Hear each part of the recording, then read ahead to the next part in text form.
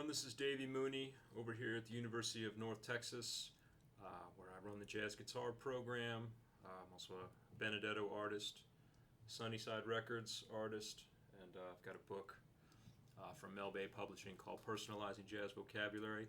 I wanted to talk to you all today a little bit about the tune 26-2, one of the famous John Coltrane cycle tunes, along with Giant Steps, Satellite, Countdown, and some others. And I came to this tune recently, actually, believe it or not, after over 20 years in this business. Somehow I had done Giant Steps. I recorded Countdown back in 2007, played Satellite a bit, and Body and Soul and some other things that Trane did with these changes, but I had never really messed with 26-2. It kind of slipped through the cracks. So over the quarantine, over the summer, I decided to try to get it under my fingers. And one way I did that was I added it to the syllabus of my improv class here in the fall, my advanced jazz improv here at UNT. And yeah, it's been cool. I've actually really enjoyed playing this song. One thing I really like about it is the tempo, which is a bit more manageable for me anyway than, say, a Countdown particularly, or Giant Steps, or even Satellite. If you listen to the recording of 26-2 on Coltrane's sound, it's around 200 beats per minute. I mean, maybe a little bit creeps up from there, and there's some other versions that are faster, but I don't feel bad about playing it around 200. So yeah, my approach to this tune, like I said, I did a video about Giant Steps, probably, gosh, even a year ago, 6 months ago. That's on my YouTube channel and everywhere else.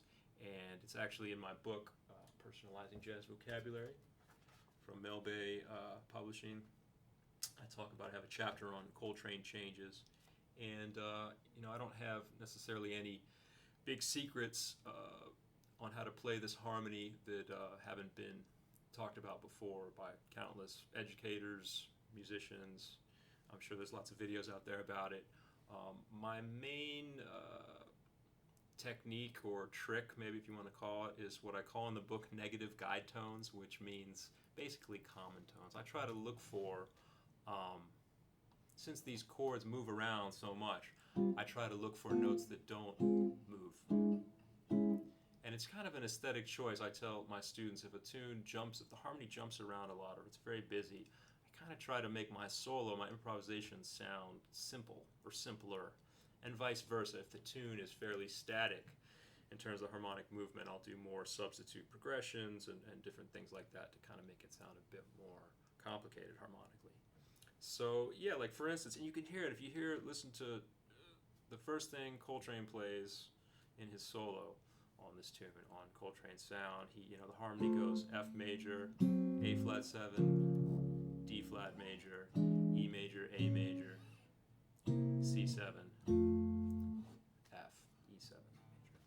And he plays this beautiful little melody. He goes, which I love so much because it's beautiful, for one thing. It's got this whole tone sound against the harmony, so you kind of have...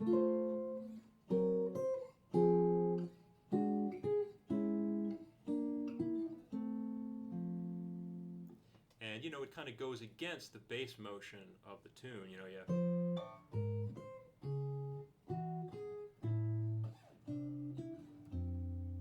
So it's a nice, I don't know if that's exactly contrary motion, but a different type of motion, a descending motion against the bass line that's kind of ascending, jumping all over the place, I love that, and I try to achieve that, things like that in my playing. I mean, that's not exactly common tones, but the idea that the melody is moving in descending in whole steps, not really jumping around as much as the chords. And so I might look for things like the fact that the note F works for the first 3 chords, perfectly consonant, and then you can just move to an E natural on the E7, and then you can stay on E natural for the next few chords. So like that toggle between F and E is very effective to me, and I don't just play those notes, but I can use those notes as things to pivot off of with chord fragments, arpeggios, even some chromaticism. I might go like.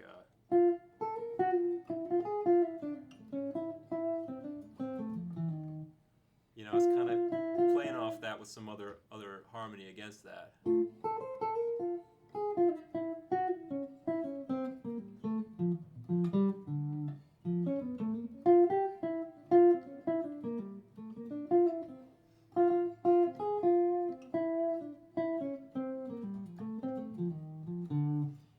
It gives me something to hold on to, literally.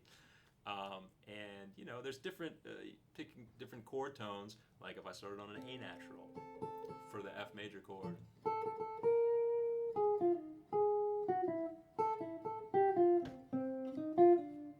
I could toggle between A natural works on the F major to an A flat, which works on A flat 7, and D flat major and E7, enharmonically. That's a good one.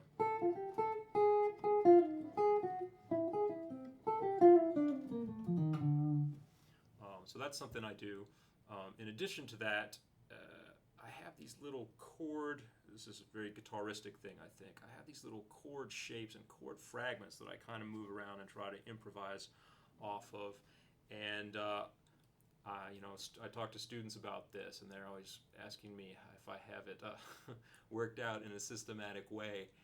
And I kind of do, but it tends to change, every day slightly. But the idea is little fragments like this. The idea that I would have, say,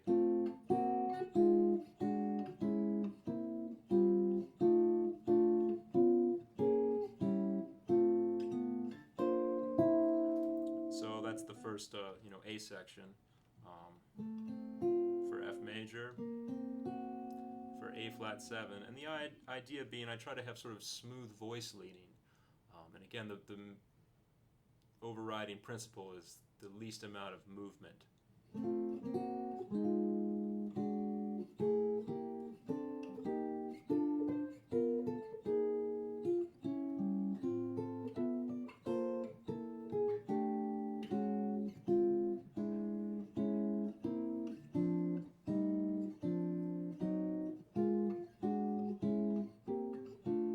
So I might play with those, play off of those shapes, and maybe like.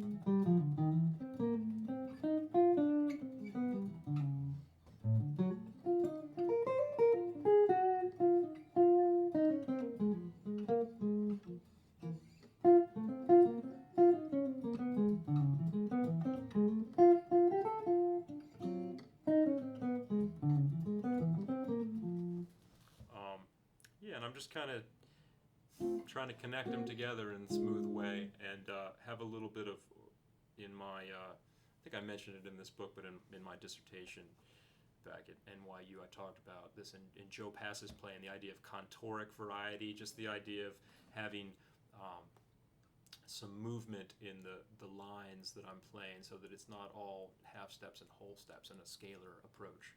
And then I jump around.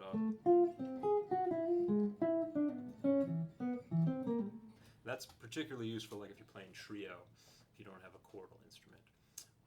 And that's basically what I'm thinking of when I'm playing this tune. I'm trying to put the puzzle together in a slightly different way each time. It's like there are many right answers. There's also many wrong answers to the puzzle of this tune and these changes in general. So I'll play a few choruses of it with a backing track, and hope you enjoy it. Thank you.